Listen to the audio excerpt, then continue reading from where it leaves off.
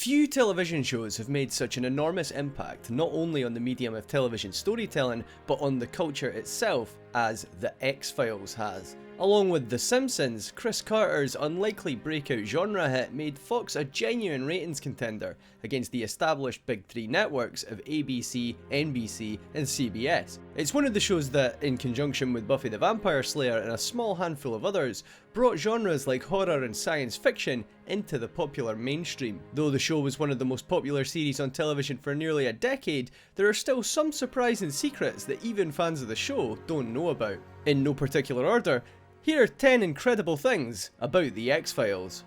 Number 10. The Mythology Episodes. Fans of The X-Files remember that the series was groundbreaking in its use of long-form stories that rolled out over the course of many episodes and seasons, bringing serialised storytelling into mainstream popularity where it had primarily been confined to soap operas previously. But did you know that the serialised storytelling of The X-Files is what led to entire seasons of TV shows being released in complete boxed sets? In May of 2000, season 1 of The X-Files was released on DVD, marking the very first time that an entire season of television was released for home viewing in a single set. Previously, shows like Star Trek and Babylon 5 had been released with 2 episodes per VHS tape, or as DVDs of a small collection of the most popular episodes.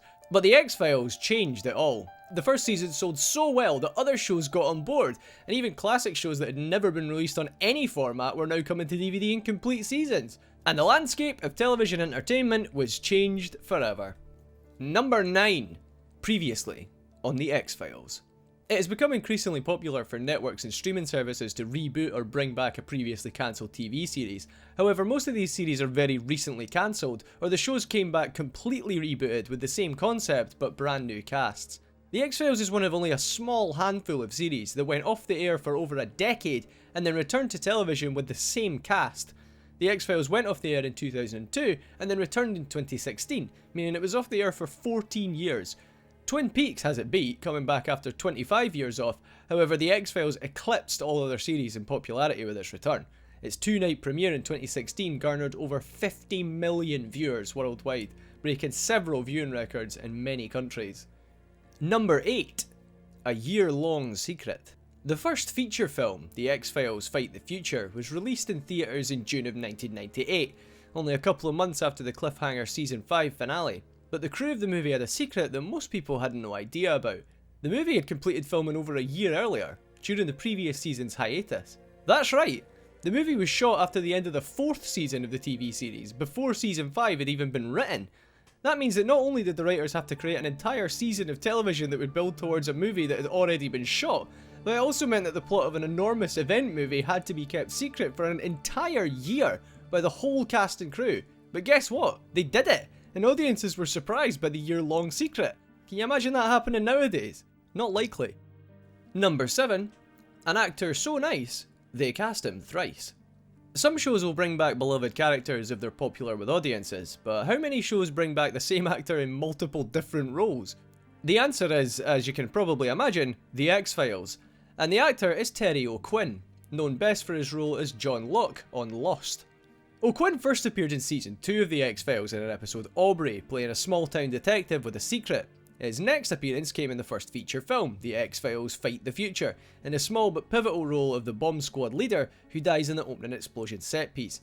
It would be several years later in Season 9 of the show that he would return as a mysterious agent seeking the missing Fox Mulder.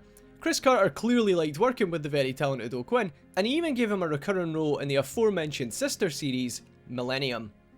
Number 6. It's a Small World. Though it only lasted for 13 episodes, there was a spin-off of The X-Files called The Lone Gunmen. It was based on the adventures of the 3 hackers and conspiracy theory peddlers who were first introduced in the first season of The X-Files. And Chris Carter's other big series, Millennium, seemed like a standalone series at first, but eventually a couple of characters from The X-Files popped up in Millennium, and the story of Frank Black, the main character in Millennium, actually wrapped up in an X-Files episode after Millennium was cancelled prematurely. But did you know those shows aren't the only ones connected to the X-Files universe? The X-Files actually also connects to several surprising police TV series. In the episode Unusual Suspects, starring the Lone Gunman, there was an appearance from Richard Belzer, playing the role of Detective John Munch. That's the same character he played in both Homicide: Life on the Street and Law & Order SVU, which means the X-Files exists in the same world as both of those shows.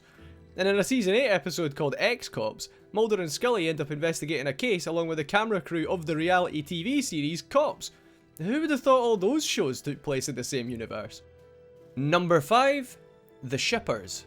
Though the idea of TV show partners has existed since long before The X-Files, this show is responsible for codifying some of the most popular partner dynamics in modern television. The X-Files is largely responsible for the fan-focused shipping phenomenon, or will they won't they tension between workplace partners who nonetheless have a clear emotional connection. The show also popularised the believer-skeptic dynamic, which puts characters of different beliefs on a team where they have to use their differences to solve a problem.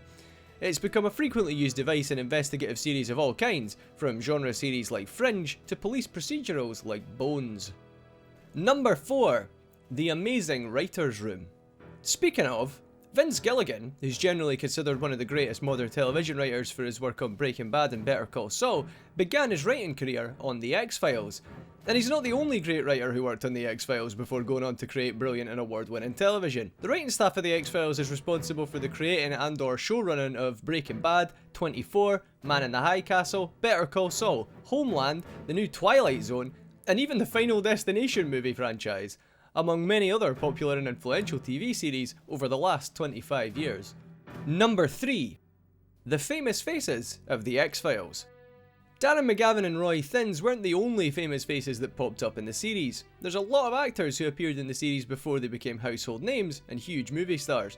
For example, the series boasted appearances from Ryan Reynolds, Jack Black, Shia LaBeouf, Giovanni Ribisi, Seth Green, Donald Logue, and Bryan Cranston, who worked with Breaking Bad creator Vince Gilligan for the first time on the series. Number 2. The Night Stalker and The Invaders. Chris Carter has always been transparent about his influences in the creation of The X-Files. Of all the many influences that he notes, the two that he has cited the most are 1974's Kolchak the Night Stalker and the 1967 sci-fi series The Invaders. You can see the DNA of both shows in The X-Files, as Kolchak was about an intrepid reporter looking into supernatural mysteries, while The Invaders was a paranoid thriller about a man trying to stop a secret alien invasion that's already in progress. Carter went one step further than simply mentioning his influences, however. The two lead actors from those series both appeared as characters in The X-Files. Kolchak star Darren McGavin plays Arthur Dales, a detective who discovered an alien conspiracy decades before Fox Mulder got his badge. And Roy Thins, the lead from The Invaders, played shape-shifting alien healer Jeremiah Smith in a pivotal storyline from the 3rd and 4th seasons of the show. Number 1. The Magical World of Chris Carter. Chris Carter has always been a mysterious creator. Though he's created a handful of television series, almost all of it has been connected in some way to the universe of The X-Files. However, 4 years before The X-Files began, one of his first credits was as a writer for a Disney made-for-TV movie called The B.R.AT Patrol, with periods in between all the letters in the word brat. It was an adventure in the vein of the Goonies and other Amblin-style kids films, and it even starred Jason Presson from Explorers and the lead actor of the Goonies, Sean Astin. Even this early on, Carter had already found themes he would revisit throughout his career. In true X-Files style, the B.R.AT Patrol is about a small group of kids discovering a secret conspiracy on a military base. Sound familiar? In 11 seasons and 2 movies over 25 years, The X-Files has made an indescribably large impact on the cultural landscape. The high quality of its individual episodes raised the bar for all future programmes and ushered in a new golden age of television. Its intelligent and mature long-form storytelling paved the way for modern cable programming from HBO, FX and more. So go break out your box sets or fire up your streaming service and relive the groundbreaking, one-of-a-kind experience that was The X-Files. Thanks for watching! If you enjoyed this video, then please consider hitting subscribe and the bell icon so that you can get notified of more of our videos as they come out.